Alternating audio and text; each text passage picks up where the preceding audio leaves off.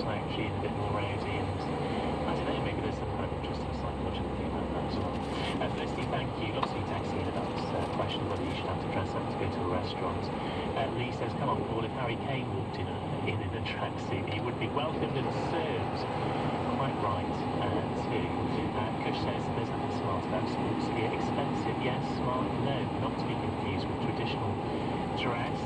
And Pat from Sutton says, Gordon Ramsay pontificating about dress code, etiquette. So we all have to dress up formally to sit down in a restaurant to listen to the sounds of Ramsay himself with his shouting of expletives at staff emanating from one of his kitchens. Laughable, says Pat. Yeah, where's Gordon Ramsay's etiquette in terms of the way you treat your staff and the way that you don't act blind at work? Good point, Pat. Thanks for all your texts on that. We'll get more back to your calls and texts on Nigel Farage as well in a moment, his comments over the weekend about whether people subscribe to British values. 0345 6060 973. It's 9:48. Now, we see it's good news headlines with Thomas Watts. The Labour leader, Sir Keir Starmer, will focus on national security in his first keynote speech of the election campaign later, after the Tories' commitment to reintroduce national service. At least 35 people are reported to have been killed in an explosion in Rafah in southern Gaza. And officials say 2,000 people were buried by a massive landslide in Papua New Guinea. LBC weather, sunshine and scattered showers, a high of 70. LBC travel line Joanne, long delays on the 5 and clockwise to the Dartford tunnels after an accident that happened earlier. All the lanes are back open now, but it's slow at junction 2 at the A2. Long delays on the A127 westbound to the M25 junction. A car's overturned on the M25 roundabout, so there are restrictions on that roundabout itself. Also, the problems continue on the trains. London North Western and Avanti West Coast services are delayed by over an hour between Euston and Milton Keynes Central. It's all down to a signal failure. Severe delays for London Overground between Stratford and Willesden Junction, and on the underground, the Bakerloo line can't run between Queen's Park and Elephant and Castle. Coming up at 10 on LBC, Ali Mirage. A Labour government would carry out a 100-day review of all threats facing Britain as concerns persist over the party's commitment to national security. How important is national security in deciding your vote? Ali Mirage on LBC. Taylor and Ink. Cables in a blink, and for less than you think. At CartridgePeople.com. For unbeatable prices. Cartridge People. Printing sorted. See online. Standard 2.5 litre coloured emulsion was £21 now, 15. Be house proud with Wickes. Ends Wednesday. Terms apply. Play set for life, and you could.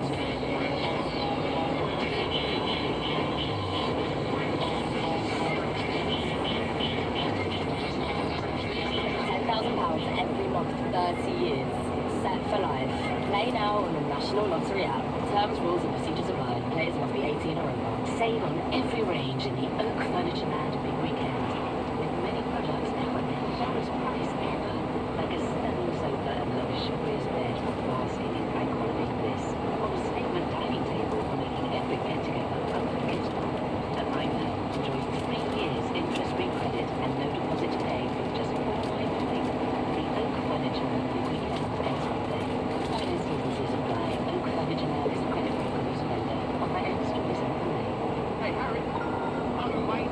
Got any tips for the football? This match will be like your local kebab shop on a Saturday night. Fast-paced, busy. You never know who's going to turn up. One thing for sure, it's going to be tasty. Your best bet is to go for a mixed meat and chips with extra garlic sauce. Hey? Oh, sorry, pal. I made Marvin and got carried away. Your best bet is to head over to BetVictor and feast your eyes on their football offers. Listen to that. Make your best bet on the football at BetVictor. 18 plus, be careful and wear football. McDonald's new mix and match menu. Choose any 3 for just £3. Like a cheeseburger, fries and a McFlurry. Or a mayo chicken, McNuggets and a McFlurry. Or a McFlurry and a McFlurry and a McFlurry. To share, obviously. The mix and match menu. Any 3 for £3. From 11 a.m. Selected items. Delivery up to 4 time. Subject to availability. Price and participation may vary. Hey, Sainsbury's. The kids get the whole summer off. What about the grown-ups?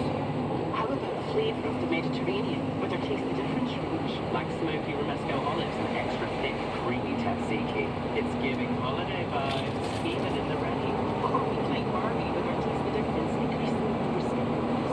And they're totally oven-proof too. Want to say yes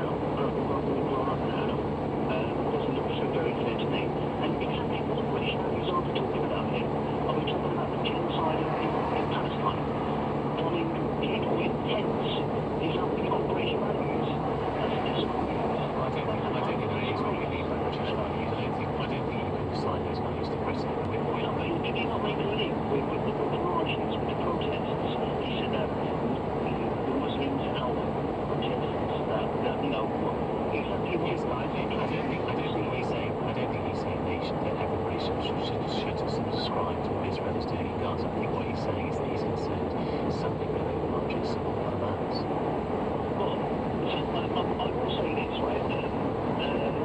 If it's okay for the BBC not to describe them as terrorists, why should other people not use it? Well, they are a prescribed terrorist organisation under UK. They want free to say nice, Palestinian resistance, and they have every right to defend themselves.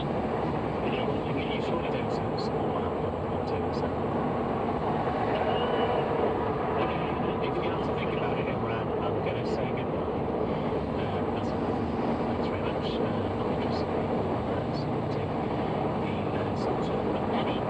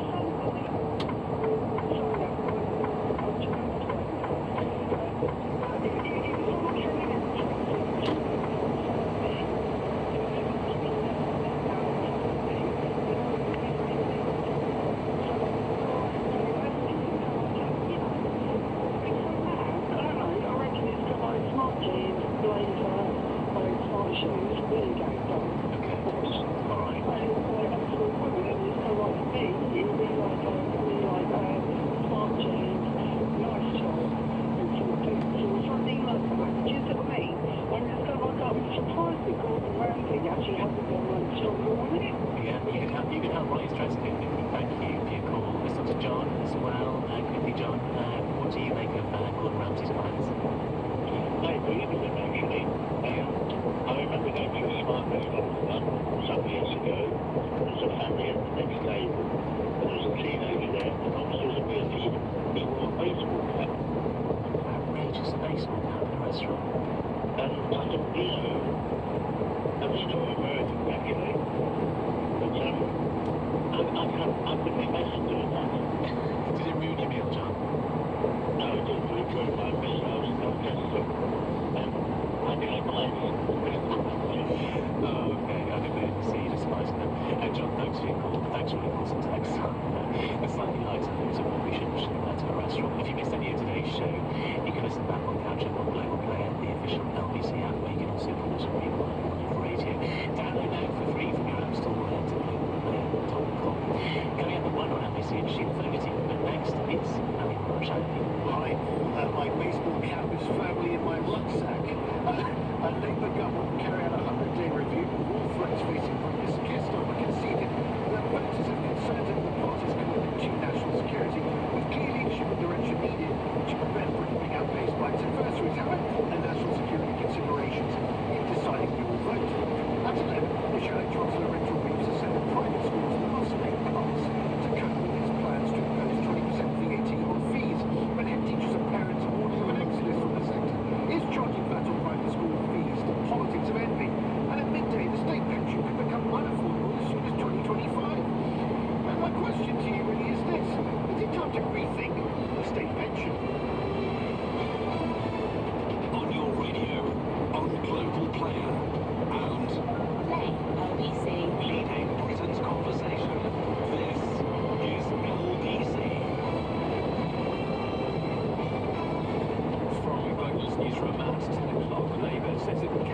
100-day security review looking at threats facing Britain if it wins the election. It will be one of the issues covered by Sir Keir Starmer in a keynote speech this morning. It follows the announcement of the Conservative plans to bring back national service for 18-year-olds.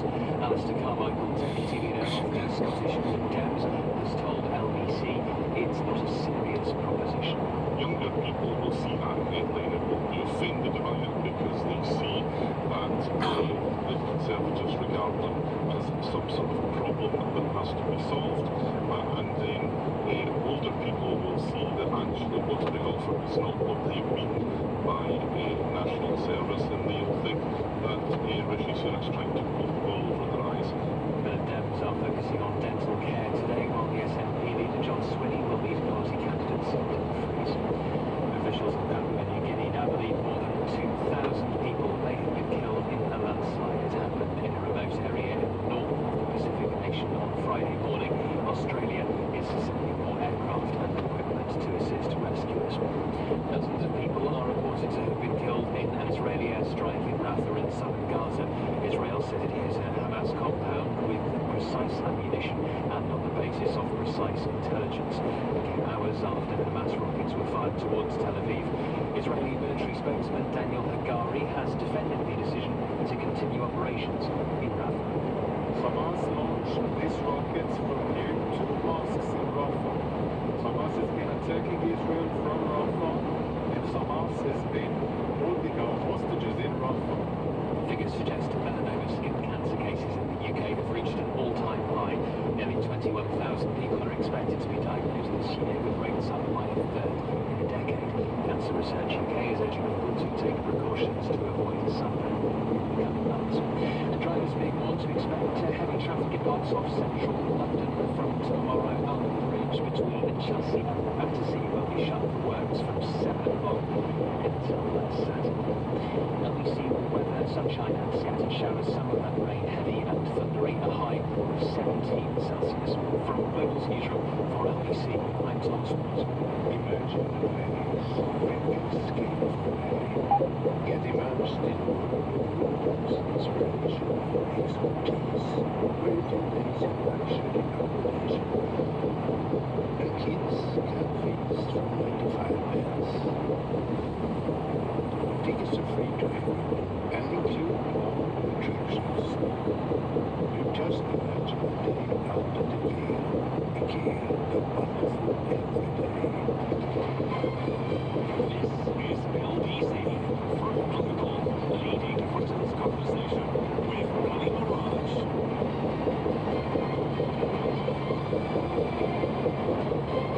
Bringing it to you as Ali Mirage looking for the mighty James O'Brien on the bank holiday. My list is on 3 minutes past 10. I should be until 1 p.m. today. I hope you're very well for this bank holiday. The sun is shining. And it's going to be a busy day politically as well, because Keir Starmer is going to be giving a major speech this morning. He's going to be focused on national security and what Labour is going to do about it. We will bring you the top lines from that as they emerge. And I thought it'd be interesting to really focus on that as the opening gambit for the first hour, because there is a piece out today in the Times, the top story, saying we'll act quickly to entrust on security, vows Labour. Now, the Labour government, it says, will carry out a 100-day review of all the threats facing Britain. Now, Sir Keir Starmer concedes that voters still have concerns over the party's commitment to national security.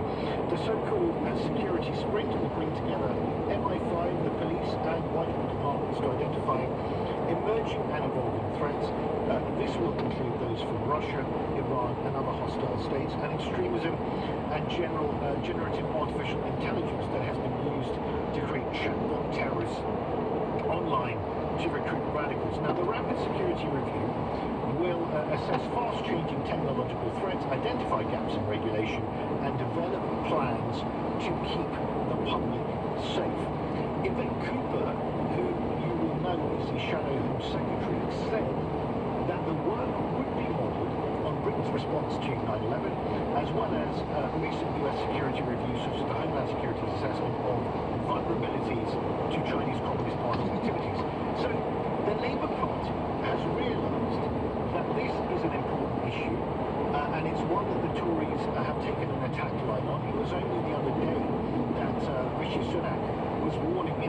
at Policy Exchange that the world is going to be a lot more dangerous in the coming years, and he said that the country is at a crossroads. This is Rishi Sunak. He accused Vladimir Putin of weaponizing immigration, criticized China for targeting British MPs, and warned of aggressive fringe groups exploiting uncertainty. And he talked about this axis of authoritarian states, namely Iran, Russia, China, and North Korea. Now, my question to you, on the back of all this, is as follows, because it's interesting that when we think about general elections, we think, of course, about the key issues. The NHS, the cost of education, crime, being safer on our streets, all of these things. Historically, security has not ranked amongst the top 3 issues for voters in this country. It really never has. Now, given the backdrop that we now face, with all the challenges that are emerging around us, do you think that defence and security issues should rank higher in voter concerns? And specifically, where do they rank for you? And that brings me to my question. How important are national security considerations in deciding your vote? How important are national security considerations in deciding your vote? 0345 6060973, you can text on 84850, or you can ask Alexa to send a comment to LBC. How important are national security considerations in deciding your vote? Now, clearly, they are going to be very important as a dividing line between the Tories and Labour in this election. One of the few dividing lines that the Tories can really point to, because Rishi Sunak, very cleverly, on a recent visit to Europe in Poland, announced standing next to Jens Stoltenberg, the General Secretary of NATO, who's going to be retiring soon, that Britain would commit to 2.5% of spending of GDP on defence by 2030.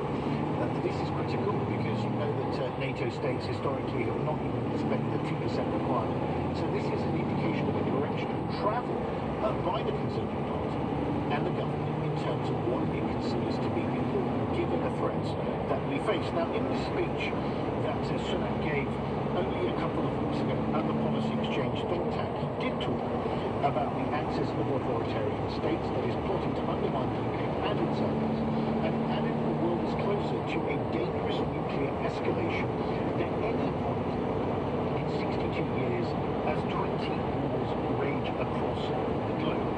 Also said, I'm convinced that the next few years will be some of the most dangerous yet, the most transformational our country has ever known. And he said the dangers that threaten our country are real and they are increasing in number. Now, this axis of authoritarian states that he talked about, he specifically pointed to Russia, Iran, North Korea, and China. He branded them the axis of authoritarian states. Now, this is very interesting because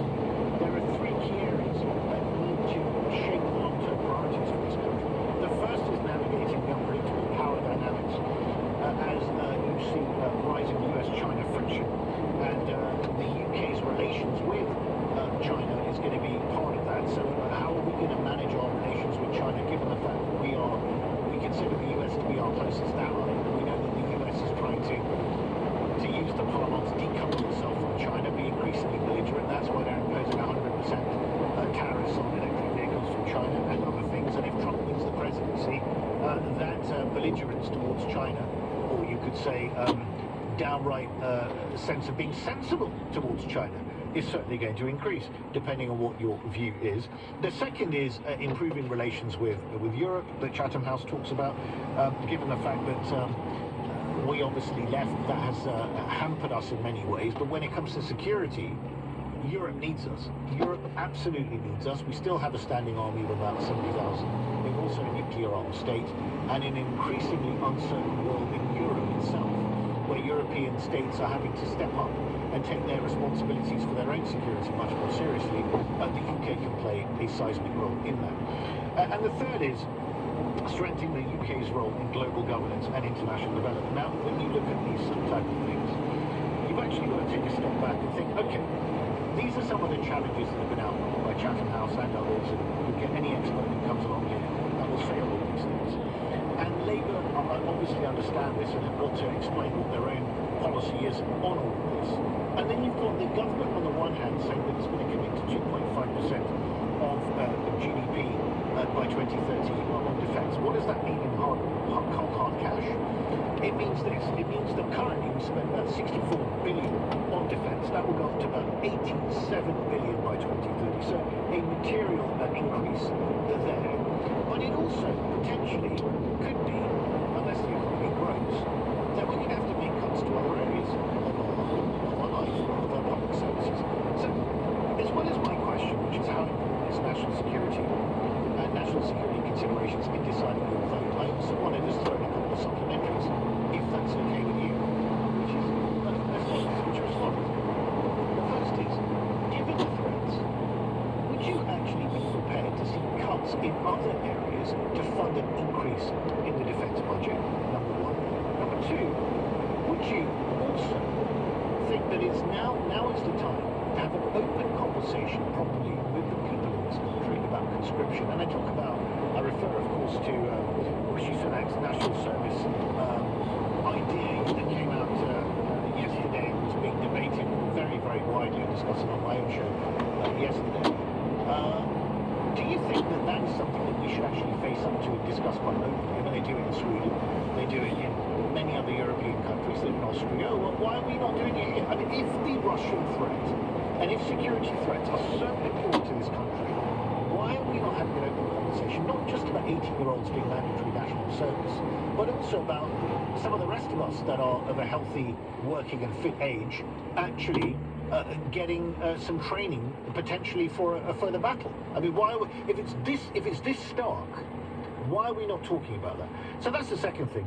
And the third thing is this: what do you think in terms of the prevalence that this should play in this election? Do you think that this is all being overblown? Do you think that these threats are just being talked up? Do you think that they're actually real?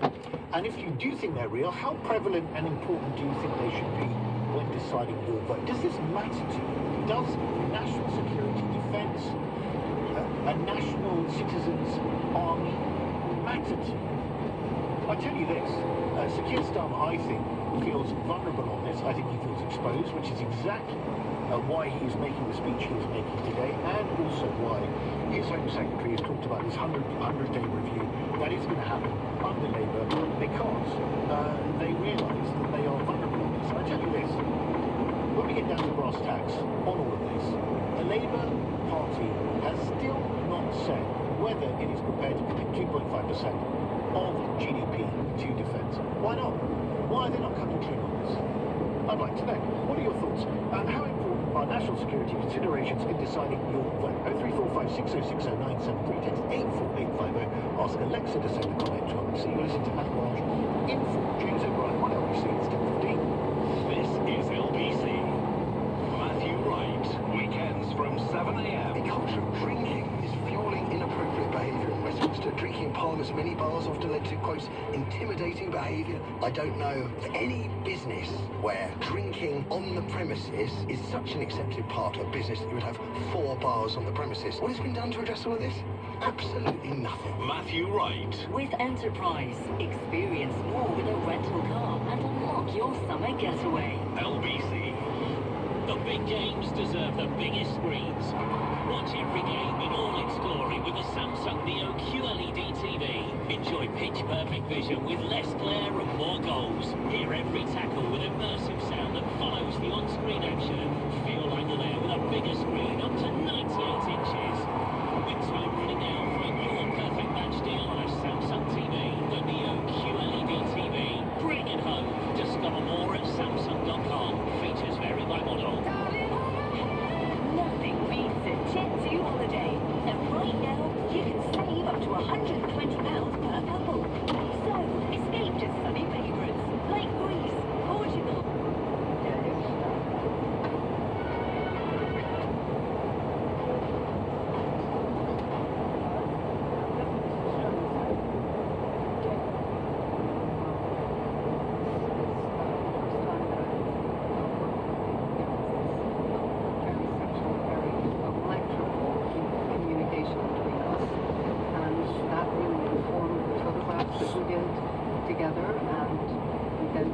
couple and we traveled around the world. We had a wonderful couple of years together.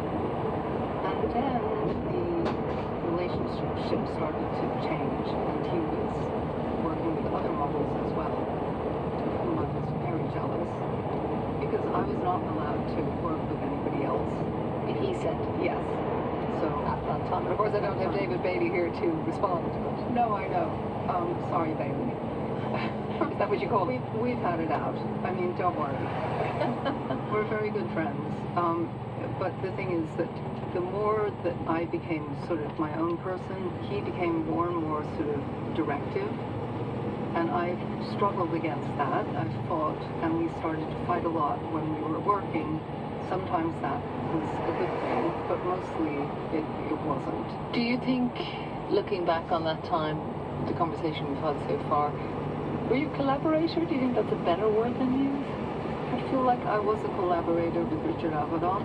He made me feel like that. He made the whole team feel like they were collaborators, which is a wonderful thing about working in fashion is that sometimes when a team works together, you have this great sense of, cooperation and that you're making something beautiful together.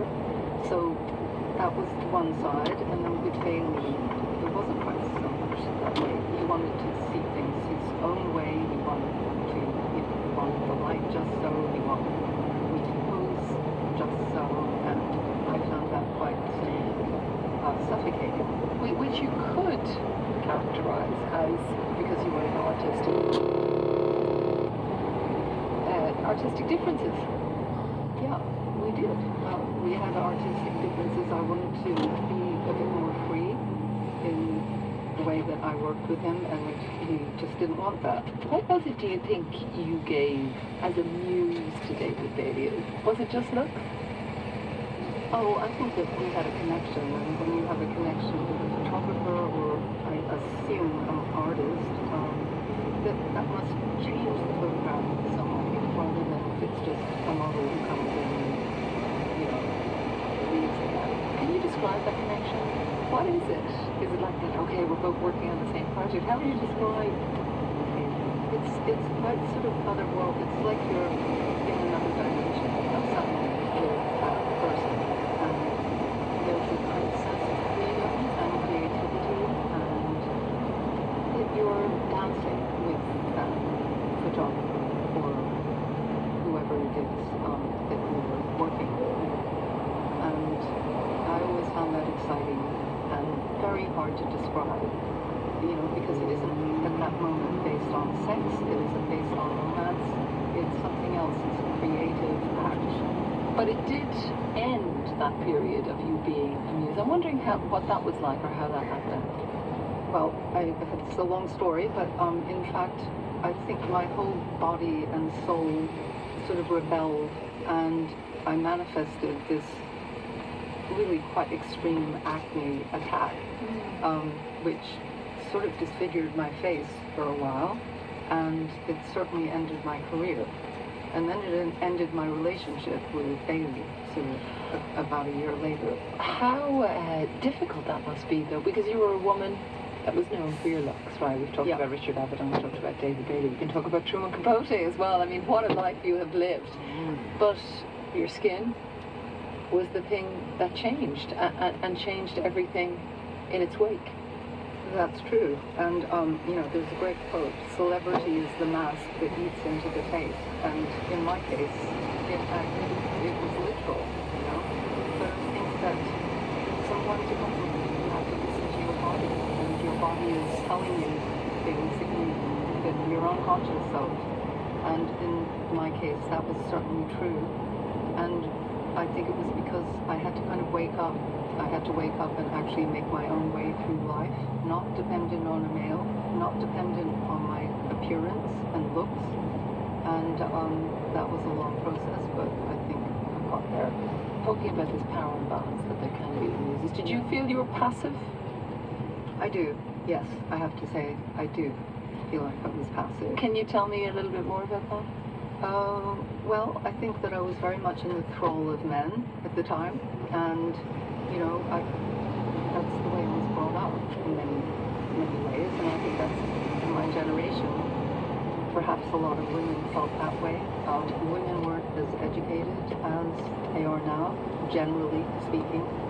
You weren't necessarily imbued with the ambition to become a sort of CEO of a company or whatever it is. So you were more dependent on men unless you had a real sort of inner spark to do something on your own. Oh, sorry, Elia, go ahead. I wondered if you feel as though you gained anything from those experiences of being amused to two different photographers. Did they help your career in any way? Well, yeah, I've got a book out of it, haven't I?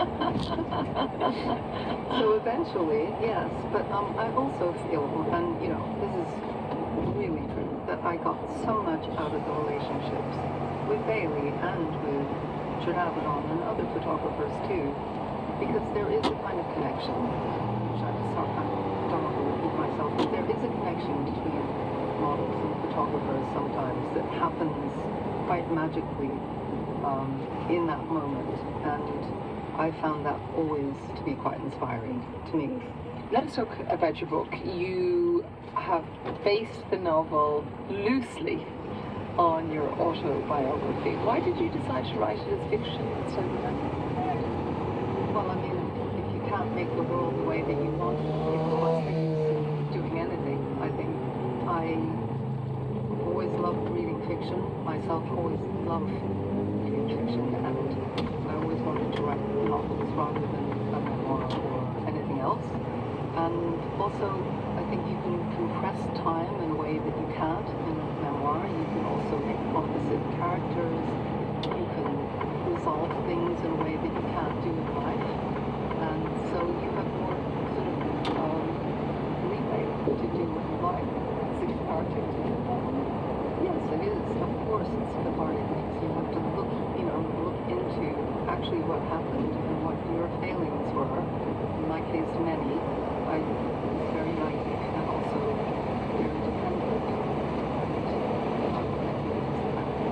It was definitely a coming of age situation, and I felt that there were a lot of unresolved areas of my adolescence and growing up that I wanted to look into.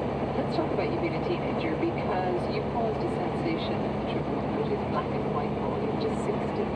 I don't know how much there is to tell you, except that I was 16. I'd known Truman Capote since I was 13. He was very kind to me once when I asked him about writing.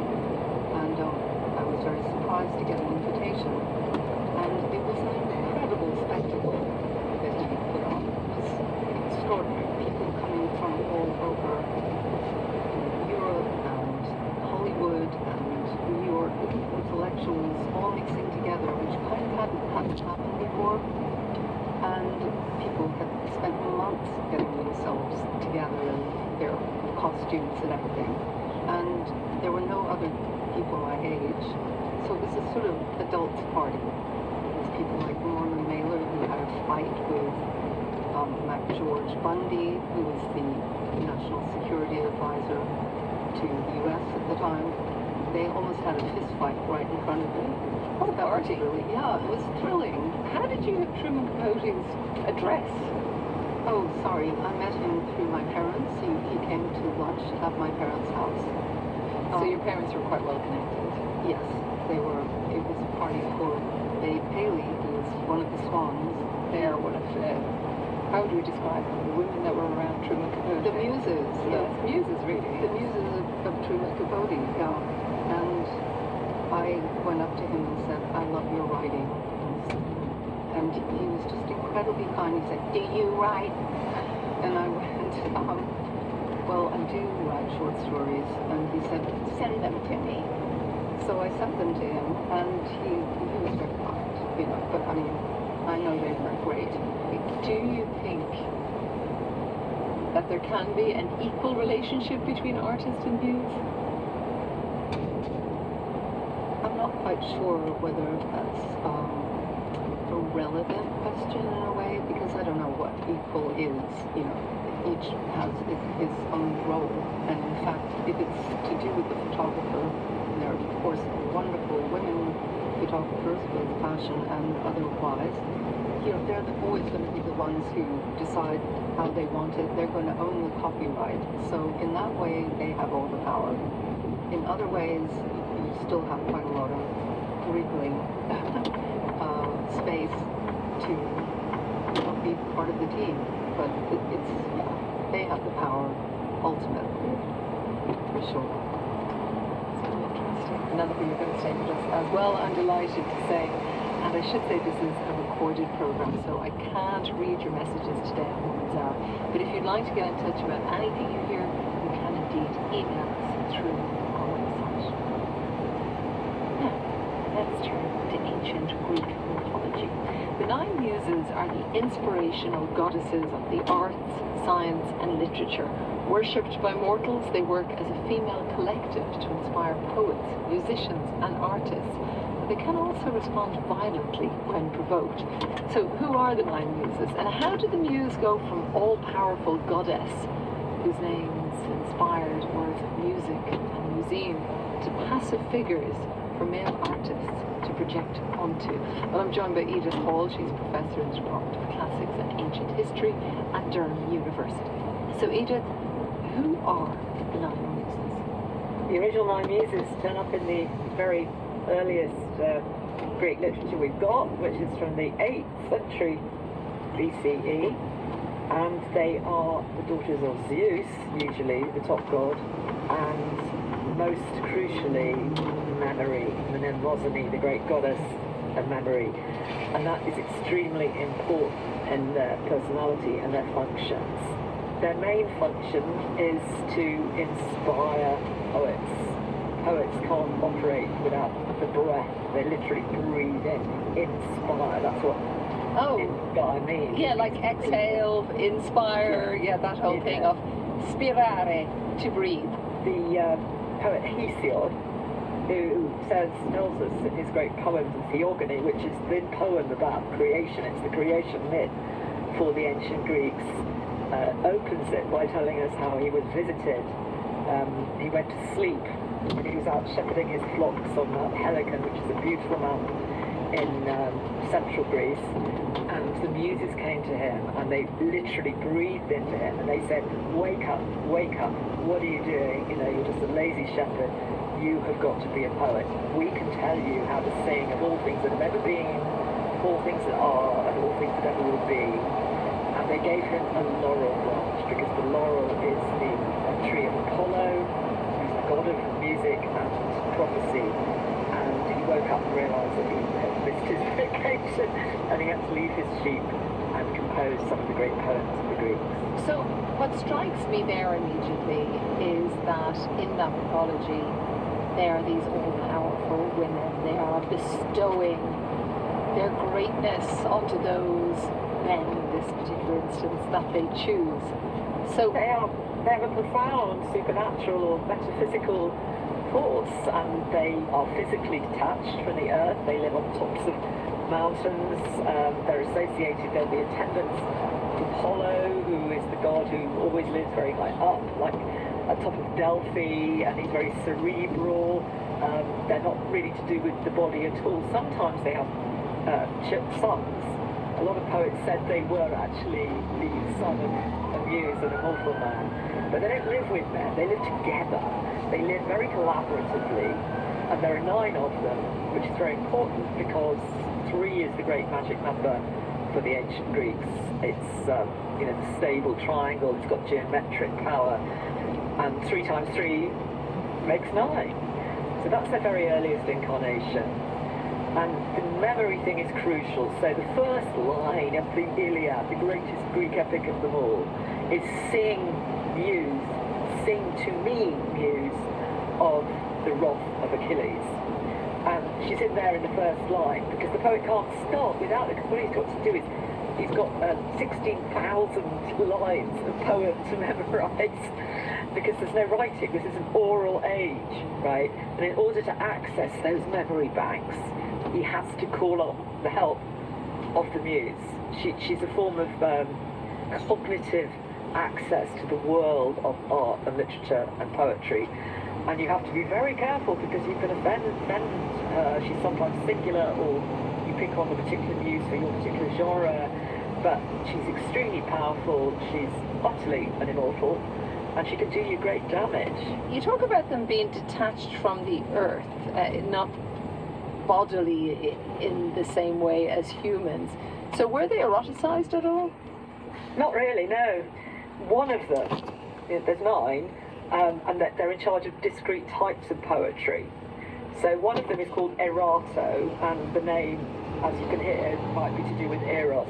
And she is the goddess of love poetry. So if you are a love poet, then you will ask for the special help of Erato. But they're not eroticized one bit, and they're the ones doing it. They act upon the poet. They come to him. They inspire him. They're not at all something that you project your own passive fantasies onto.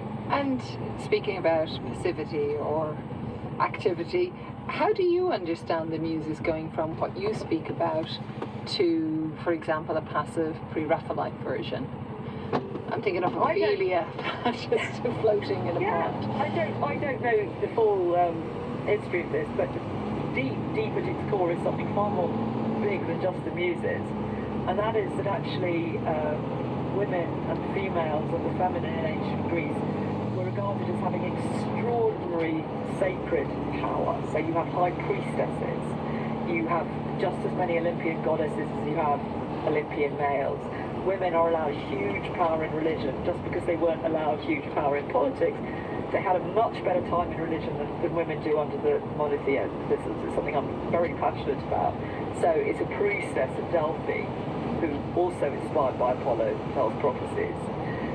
Once the monotheisms arrived, by which especially Christianity conquered pagan mythology by the 4th century AD, the way women are imagined in almost every way starts to become passive, and you know, Christ is the church, and the church is married to the church, but the women lose their agency under monotheistic religion. Edith Hall, Professor in the Department of Classics and Ancient History at Durham University. Thank you so much. Let us move to more recent times and to one particular one. Dora Maar was a photographer, a painter and a poet, but perhaps is most famous as Pablo Picasso's lover and muse. During the course of their relationship, he represented her in paintings many times, including as the Weeping Woman. Author Louisa Traeger captures the complexity of this artist and muse relationship in her new novel, The Paris Muse, and Louisa joins me in studio. Welcome. Thank you. I know you've been listening to the conversation so far, so let's get into this particular muse, Dora Maar. Who was she? Well, so Dora Maar was a celebrated photographer when she met Picasso, and her photos to me are mesmerizing. They're radical, uncanny, fantastical. So I've been listening to the conversation and been absolutely fascinated by it, and I'd like to make some points about how Dora differs from the muses we've been talking about. For a start, you know, she was successful and established by the time she met Picasso. She'd had a photograph exhibited at MoMA in New York, the Museum of Modern Art. She was celebrated by the Surrealists, and she seduced Picasso. They had met briefly, but she hadn't caught caught his eye. But she was magnetized by him. She felt this sort of electricity coming off him, and he had this magnetic, dark-eyed stare that made her feel like he could see into her soul. And he was very famous, and he had a very bad reputation with women, and I think those things made him attractive to her too. She wasn't blind to the fact that he could open doors for her professionally. And there's a sort of legend about how they met, which I've described in my book. She sat by herself in the De Magot Cafe, which was one of his cafes. He was across the room. And she put on this performance. She was wearing long embroidered black gloves. and she peeled them off so that he could see her hands. She had the most beautiful, slender, long-fingered hands with her nails painted deep red. And after giving him a chance to admire her hands, she took a knife from her bag and she splayed her hand on the table, and she stabbed the spaces between her hands, seeing how close she could get without cutting her flesh. And by the time she stopped playing, the show was over. And I think she deliberately, you know, she knew that he was infamous with women, and she deliberately thought up this very dark, slightly transgressive game to hook him. And it was successful. And, you know, he was totally smitten. And their first date, she invited him to her studio. And she took his photograph. Actually, as soon as she opened the door to him, she was there with her camera. So I think she was showing him that she was an equal. But it didn't remain so. It didn't remain like that, unfortunately. He had other women. He was involved with Marie-Thérèse Voltaire when he, you know, had first met Dora. They'd still had a child together. He wouldn't give her up. There were multiple other women. He steered her, interestingly, from photography to painting, which in my view she was less good at. She wanted to get pregnant and couldn't, and he was really awful to her about that. And, you know, gradually he broke her. You mentioned Marie-Thérèse there. We know that Picasso distorted Dora Maar's image and amalgamated her image with that of Marie-Thérèse, which... It was devastating. Yeah. And he also used to give them presents deliberately that were meant for the other. You know, Marie-Thérèse was much more athletic than Dora, so Dora would get this dress that was several sizes too big for her in a style that wasn't hers, and know that they were meant for Marie-Thérèse. And there's actually one thing I want to add about Dora Maar, is that she collaborated with Picasso in art. For example, she flooded into his anti-war painting Guernica. She photographed it. She encouraged him to forego colour in favour of the immediacy of a black and white photo. And she even, according to his biographer John Richardson, painted part of the horse's flank. So, you know, at various times in their relationship, they were creative partners as well as lovers. The Weeping Woman, Picasso's Weeping Woman.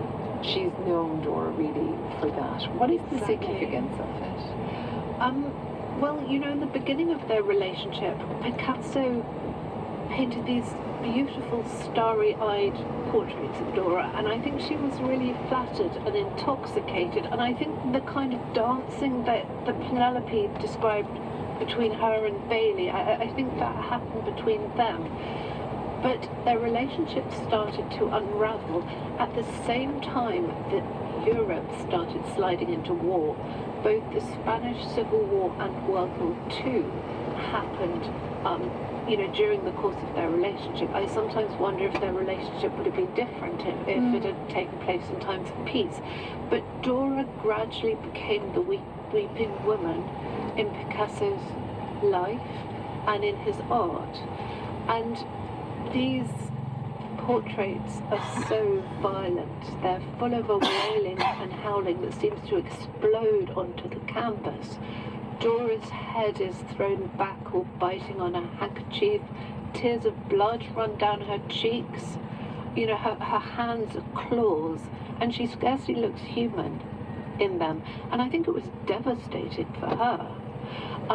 But I think Picasso was fascinated by her, but he also saw her as an emblem of suffering.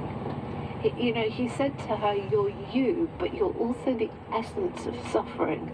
And I think he wanted to take her apart, almost to see how she worked.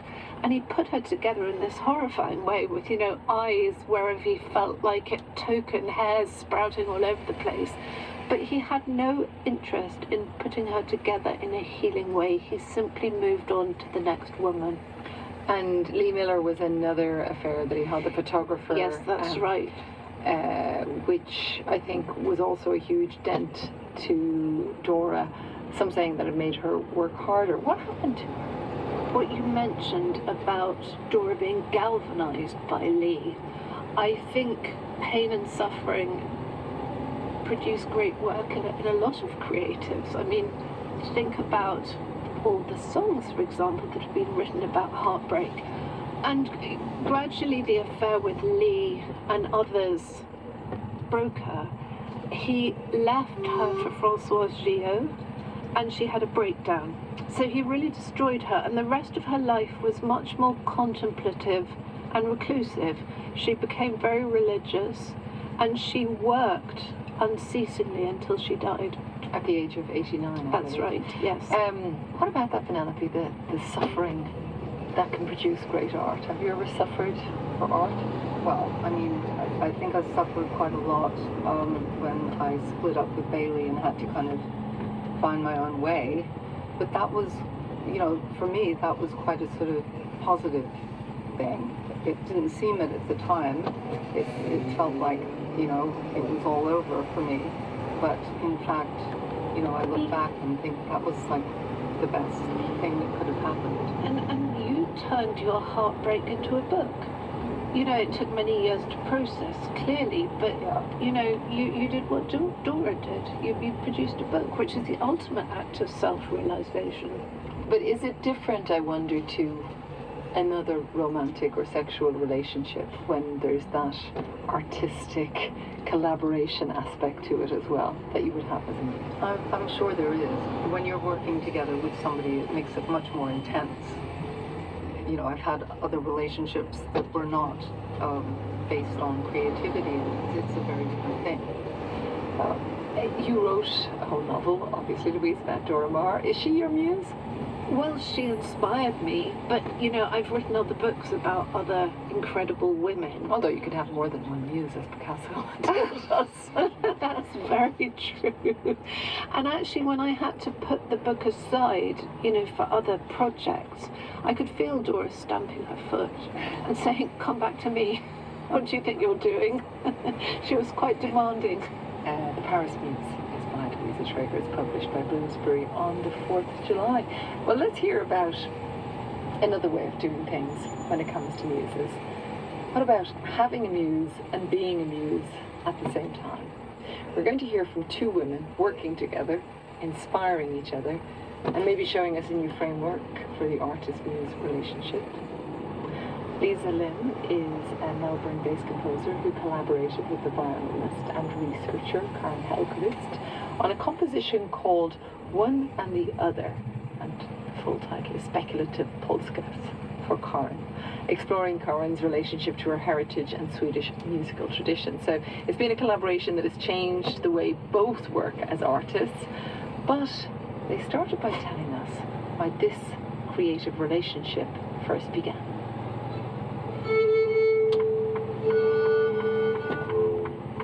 I first met and worked with Karen Helquist as a member of the Cicada Ensemble in Norway.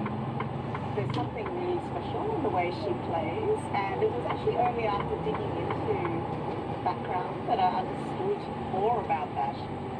So there's, of course, many things I like working with Lisa. Phrases in her compositions felt so natural for me to perform. It was something, it felt so good in the instrument, but it also was something that resonated with me as a musician. And I think something about Lisa, how she manages to work with these things so they sort of become my own, but in her language, which is so fascinating. I wouldn't personally choose the word muse. You know, it's loaded, rated with, you know, problematic power dynamics. But on the other hand, this notion of inspiration coming from someone is actually quite central to my work. I mean, all of my work really begins with the consideration of who's in the room, which is why I'm always interested in histories, traditions, and performance practices of musicians. That is the stuff that's very internalized, that's really inside their bodies. And I'm always looking out for those very unique personal resonances around how people play. The more unique, the more unusual the better for me. And that, I guess, is the point where that really attracts my attention. So I don't really see myself as a muse in the sense, I have to say. Or perhaps I look at it as a reciprocal muse situation. So, okay, I have inspired this piece by bringing the personal of my tradition and body and everything in it. But also I feel like Lisa is sort of my muse as I perform it. She gives me an inspiration to explore something. So maybe it's about, we have the Lisa makes and the performance which I make, and we are each other's muses. The piece that we made together, which is called One and the Other Speculative Polskas for Karin, was commissioned by Karin specifically to be part of her PhD research project, which is focused on her embodied knowledge as a basis for collaboration. So as far as the sort of muse relationship goes, she was the one who invited me into this relationship. If I were to summarize this piece, for me it's been a framework to explore something that exists in my body that can be brought out through this music. Something that is somehow an essence of who I am. So it's a merging of the languages of my performance and Lisa's composition.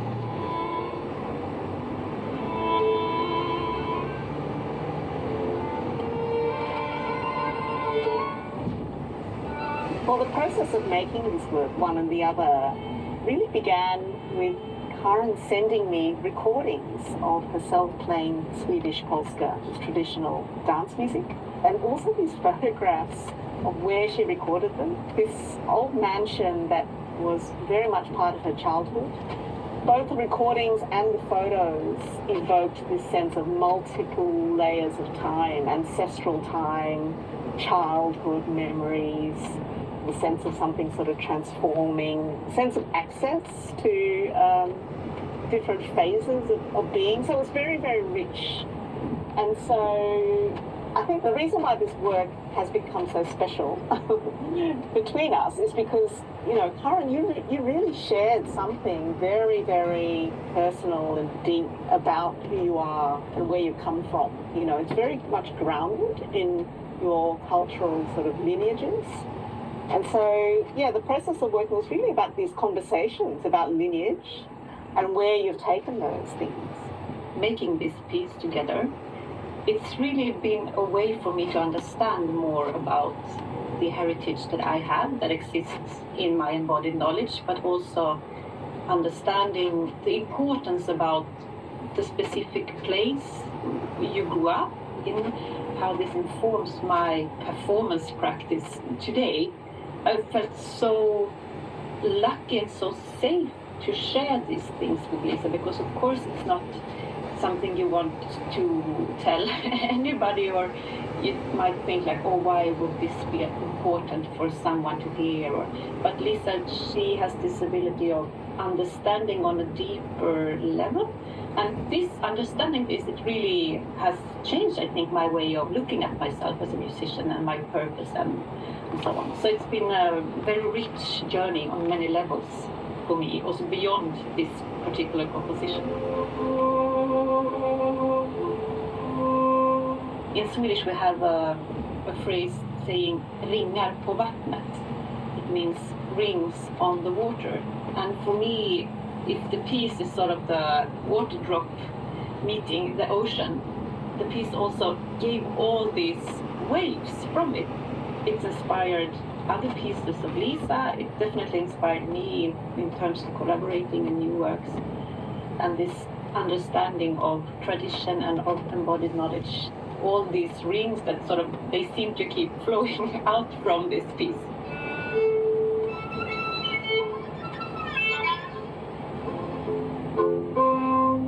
I think at the base of this project is the co-creative exchange. Yeah, I'd say that we've been collaborators. We definitely come out from a practice of composition and one of performance, but I think we have met in a space in between these practices, so co-collaborating in this field. And it's not just music, it's the many conversations and the friendship and having meals together and sharing a lot of stuff. The way of working, I think it opens up new questions, in terms of co-creative or co-emergent work. And I think that's for us to keep exploring, Taryn.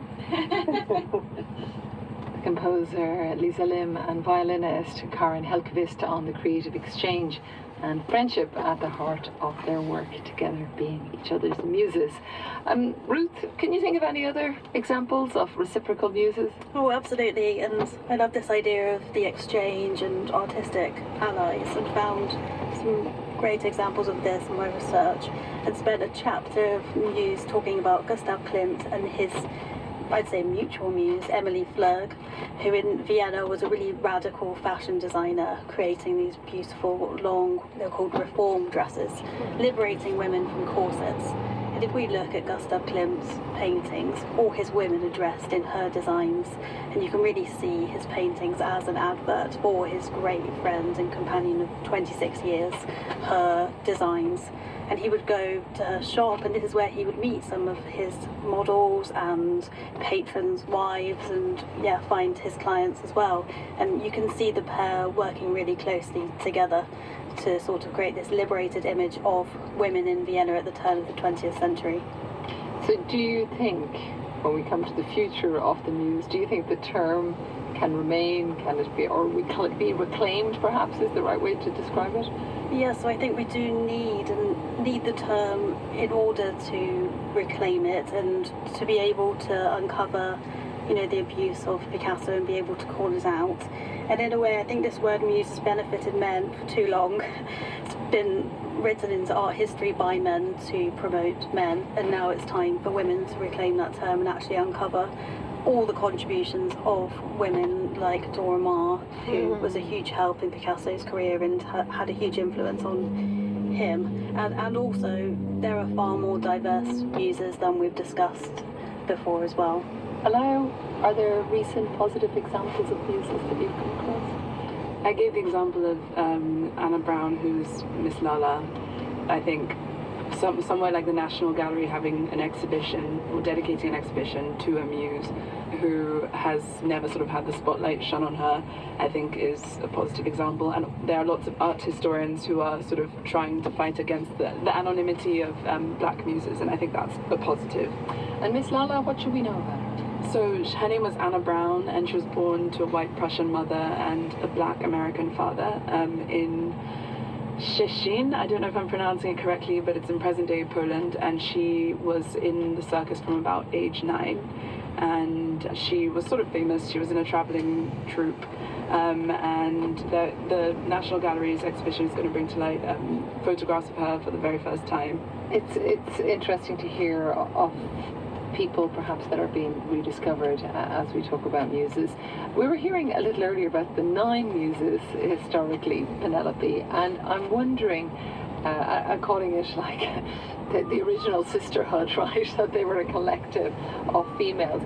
Did you have the opportunity to develop relationships with other women that were inspiring, that inspired you, or you were perhaps inspirational to them? Very much so. I think I would not have gotten through this life without, 4 women I can think of who are older than me. One of them was Mrs. Vreeland, Diana Vreeland, who was the editor of Vogue, who was the best company in the world. She wasn't a beauty or anything, but being with her was an absolute delight. And she was also very generous, and I never heard her say a negative word about anybody, which was quite rare for the fashion industry. And you sat with her and you just had the best time and felt inspired by being with her. Do you think you can be your own muse?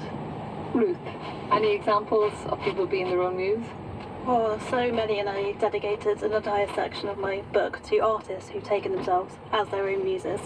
Of course, famously Frida Kahlo, who painted herself again and again, and this was after she'd had a terrible accident and was left bedridden for months, and she'd actually wanted to be a doctor, and I can see in her self-portraits she's sort of cutting herself open, trying to heal that, emotional and physical pain. So Frida Kahlo, of course, a great example, and Artemisia Gentileschi, another one. She actually painted a portrait of herself as Clio, the ancient Greek muse of history, where she's got laurels in her hair and she's holding a scroll, and on it she's written her name, Artemisia Gentileschi, writing herself into history as an artist and a muse. And so are you hopeful that future muses perhaps won't have the power imbalance that we've spoken about today? I'm very hopeful, and that's why I'm advocating for in my book that artists and muses entering a relationship are there with equality in mind. And for example, I sat for an artist a couple of years ago, and he now asked me if he's going to exhibit the portrait, am I happy for it to be shown there? If he was going to sell it, would I be happy with a certain buyer? And for me, that's something that's needed when that's your image going out into the world. Well, I want to thank my guests, Ruth Millington, who you just heard, also Anaya Nkube, Edith Hall, Penelope Tree, and Louisa Traeger. And on Woman's Hour tomorrow, I'll be speaking to Ruth Jones about her role as Mother Superior in Sister Act. And a must for all Archers fans: what happens in a relationship when one person wants children and the other definitely does not? We've picked up on the Fallon and Harrison storyline. We'll be discussing this with a relationship therapist tomorrow. I hope you'll join me. Women's Hour was presented by Nuala McGovern and produced by Laura Northedge. The studio engineer was Duncan Hannant. We actually never even talked about it among ourselves, as we were sworn to secrecy. From the confidential plans to the final preparations. The sky was absolutely black with aircraft. And the battles across the beaches, above them and beyond. You know that whoever's on the other side of that beach is going to try and kill you. 80 years on, hear the story of D-Day, told by those who were actually there. It did horrify me. D-Day, The Last Voices, presented by me, Paddy O'Connell. This Monday to Friday morning at 11:45 on Radio 4 and BBC Sounds.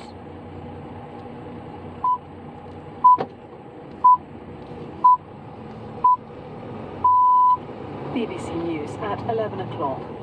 Israel's top military prosecutor has described an airstrike on Rafah as very grave, which officials in Gaza say killed dozens of people in a refugee camp. Israel said 2 senior Hamas fighters were targeted in the attack last night, but that it was aware of reports that civilians had been harmed. The Israeli military is reviewing the incident. Dr. Zaher Salul is the president of a medical charity which works in Gaza. He describes where the attack happened. This is an area that was designated by the IDF as a safe zone or safe area. So many of the people who were displaced from other parts of Gaza and also Rafah built their tents, it looks like recently, and it is in an area that is west of Rafah, which is also considered throughout the last 8 months as the safest area in Gaza, but not anymore. Sir Keir Starmer has targeted undecided voters in his first major campaign speech of the general election, 5.5 weeks before the country goes to the polls. Speaking in Lancing in West Sussex, the Labour leader touched on the economy, small boat crossings and crime. Responding to the speech, Rishi Sunak said Labour had no plans for the future. Officials in Papua New Guinea fear a landslide which swept over a village on Friday has buried more than 2,000 people. Rescue efforts are being hampered by the dangerous conditions. The NATO chief, Jens Stoltenberg, has told member countries to reconsider restrictions on Ukraine using weaponry they supplied to strike inside Russia. He said it was hampering Kiev's ability to defend itself. A former German soldier has been sentenced to 3.5 years in prison for sharing secret military information with Russia. The 54-year-old, known only as Thomas H., had admitted at the opening of the trial last month that the accusations against him were broadly accurate. Final preparations are underway for the annual Cheese Rolling Festival outside Gloucester, which begins at lunchtime. Competitors from around the world risk injury by running down the 45-degree gradient of Cooper's Hill, pursuit of an 8-pound wheel of double Gloucester. BBC News. We heard about this programme just before the news. All this week at 11:45, Paddy O'Connell is marking the 80th anniversary of D-Day in a series featuring historical audio testimonies recorded with those who were there, alongside new interviews with the last surviving veterans. Today's episode tells the story of how the secret plans for the invasion were revealed to the Allied troops. D-Day, The Last Voices, begins in 45 minutes. First on Radio 4, The Tourist Trap, a series exploring the future of tourism and travel. Today, Rajan Datar talks to British tourists who escaped wildfires last summer in Greece and takes a night train through Central Europe.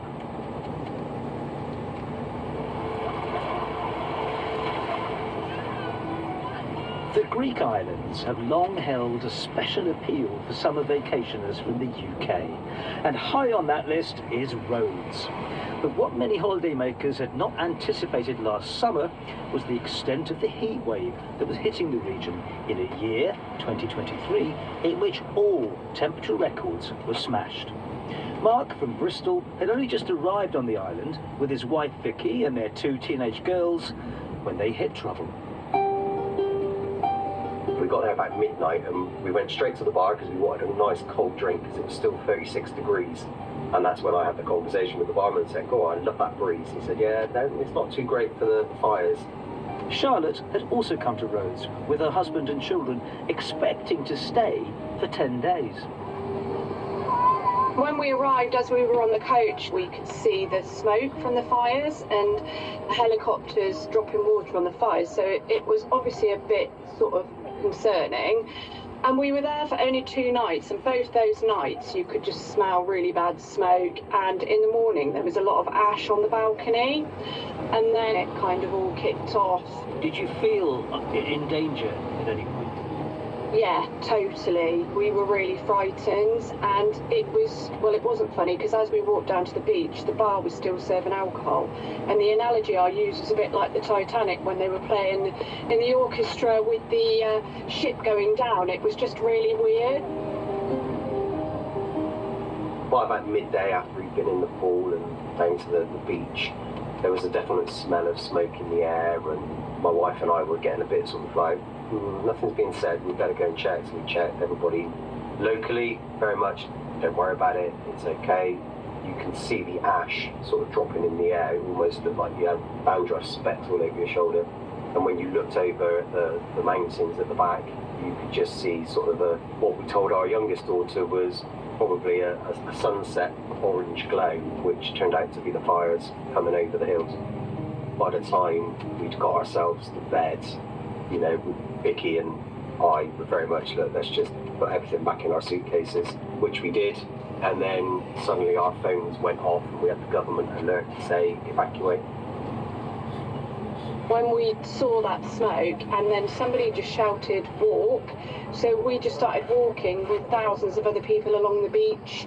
It just essentially felt like the fire was chasing us. You could see the smoke. We walked for about 5 miles to one hotel, and eventually it was kind of the middle of the night and we were waiting outside of a hotel and you could see the flames getting really near, and that was when it was really frightening, waiting for the buses to turn up to get evacuated. And at that point, what did you decide? That you were going to basically get out of there? Yeah, you couldn't have stayed there. We decided to stand on the outside of a group of thousands of people because it was getting so close that we thought, right, if we're going to have to run for it, we'll run to the sea, so we've got water. So we were constantly thinking what we'd do, and it was actually really frightening because you could see the flames. The harsh reality is climate change is threatening tourist destinations and even tourists, and surveys show that's led many travellers to look to traditionally cooler climes, for example in Central and Northern Europe.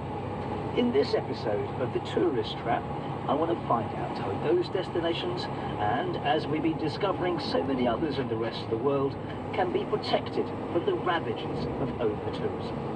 And I also want to explore some radical solutions, like people giving up flying altogether. And I'm going to take you on a night train to Vienna. But next, I'm off to one of Austria's neighbours. This is Slovenia, and I'm standing next to the truly awe-inspiring Savica waterfall in the Bohinj Valley, surrounded by the snow-capped Julian Alps. It's a glorious, warm, sunny day, especially for the start of April. Now, historically, this has been an isolated region, cut off by tricky terrain and bad communications. And just 30 kilometers away, southwest of here, is the more famous, more expensive, and more crowded Lake Bled. Slovenia is a prime example of what is now being called a cool-cationing destination. Somewhere, increasing numbers will flock to in exchange for the hotter climes of southern Europe, with their seemingly ever record-breaking temperatures. Could even a place as remote as this, Bokin, be in danger of becoming over-touristed? I've just seen some young backpackers eager to find out what motivates them to come to a place like this. We came for have a hike to see a little bit of nature. We've been in Slovenia for 1 month or something. We're doing volunteering down in the south, and we wanted to see Triglav National Park. Where are you from? I'm from Slovakia and Italy. Slovakia and Italy. Do you understand why more and more people are coming to this region for their holidays? it's peaceful, and you can actually hear your thoughts compared to cities. It's paradise. I born in Sicily, and so it's for me the first time in Alps and in mountains in general. So for the first time I have a good impression, and it's fresh and nice.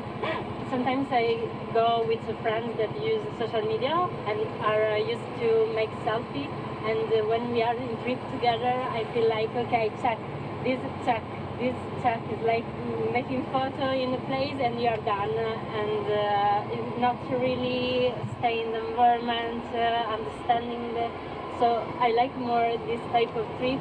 You enter really and see people in a really different way. It was getting considerably busier at the waterfall as more and more cars arrived, full of day trippers. Now I'm on a short journey from there to the countryside to meet somebody who I think will have a very interesting perspective about development here. She's called Lucia, and she used to work full-time for the local tourism board, but she swapped that for a very different role. They always have cows, but it was my father who started the business of making cheese directly at the farm. I can smell, this smell is very strong. Wow, so just below here in this hatch you've got cows. How many are there down there? I think you can see 4. Well, 1, 2, 3, 4, and there's a line over there. And you have many holes, so you can feed it directly from this space. The barn bridge, so you can drive the hay up here. and then when do they go out to graze, or do they? They're gonna go out in about 10 days from now. Till then they stay down there? So then they stay down there, then they're gonna be out till November. And the cheese that you make and sell, does that keep the whole farm going? Yeah, this is our main income. It's cheese making. We're mostly sell it locally, directly to the customers. Tourists, people who have their weekend houses here, they're buying a lot. We sell a lot to the restaurants, hotels. Before we had a breakfast,